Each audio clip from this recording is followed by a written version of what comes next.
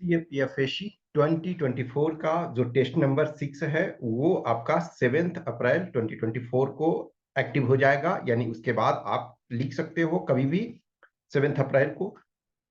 Generally कोशिश करो अब कि जो रियल टाइम है, इन द सेंस कि आपका जो 10 से 12 होता है और आपका जो 2 to 5 है, तो उसी बीच में आप टेस्ट लिखने की कोशिश करो तो वो ज्यादा फायदा होगा।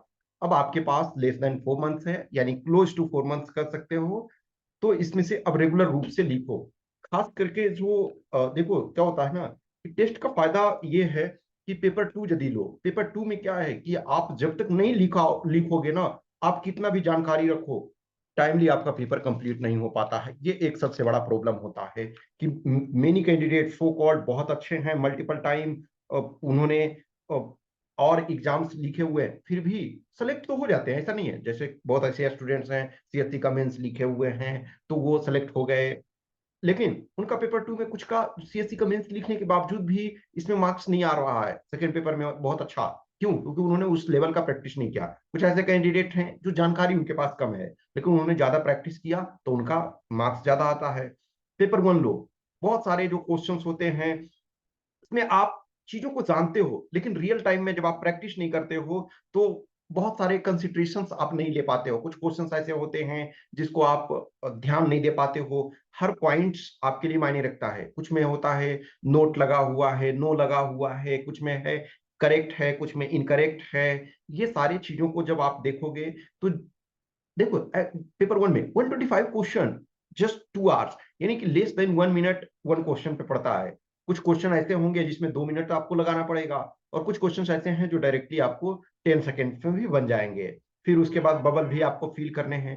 तो जब भी देखोगे कि आपके जितने प्रैक्टिस रहेंगे उतने बेटर रहेंगे दोनों पेपर में, तो आप टेस्ट दीजिए। मैं लंबे समय से 2018 से देखा जाए तो टेस्ट ऑर्गेनाइज्ड वे में कंडक्ट करा रहा हूँ, 2017 से गाइड कर रहा हूँ। 2017 में एक तरह से ऑर्गेनाइज्ड वे में टेस्ट नहीं था। हमने कुछ जो चीजें, कुछ स्टूडेंट्स जो हमसे जुड़े हुए थे तो उनको हमने किया, लेकिन जो ऑर्गेनाइज्ड वे में टेस्ट हम 2018 से करवा रहे हैं। और रेगुलर रूप से हमने देखा है बहुत ऐसे कैंडिडेट्स हैं जो एवरेज कैंडिडेट्स भी थे, उन्होंने फाइनल सिलेक्शन लिया।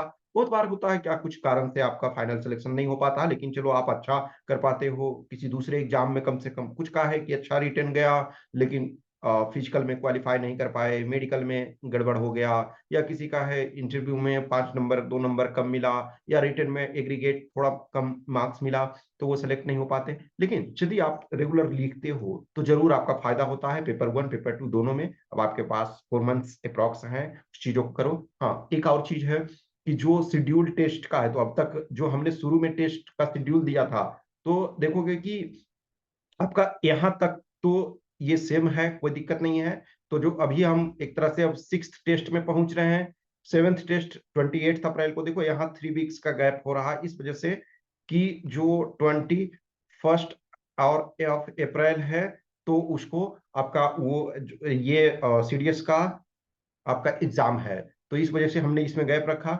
यहाँ देखो 26 मई को पहले हमने ये रखा था, तो 26 जो अब है 26 मई को पहले जो था वो आपका सीएससी का प्री था, लेकिन अब वो 16 जून को हो गया। तो यहाँ के बाद देखोगे, यहाँ तक तो ये ठीक है, इसके बाद देखोगे कि हमने वो चेंजेस कर दिए हैं।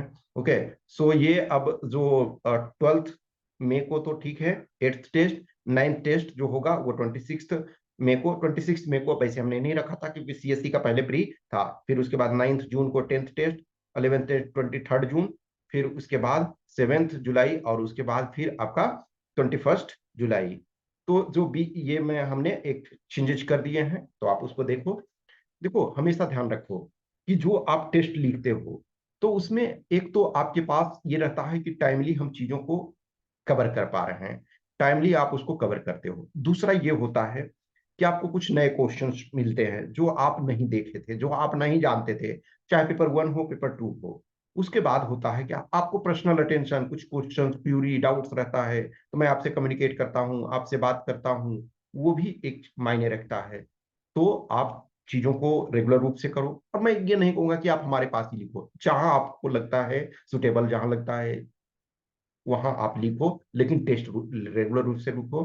कुछ भी क्वेश्चन क्यूरी डाउट्स होता है तो आप हमें मैसेज कर सकते हो इस व्हाट्सएप नंबर 8527146498 या टेलीग्राम नंबर 7404909669। कुछ भी डाउट्स क्वेश्चन क्यूरी रहता है असिस्टेंट कमांडेंट एग्जामिनेशन से या जो भी है सिविल सर्विसेज वगैरह से भी जिनका भी रहता है, तो you are always welcome. Okay, thank you.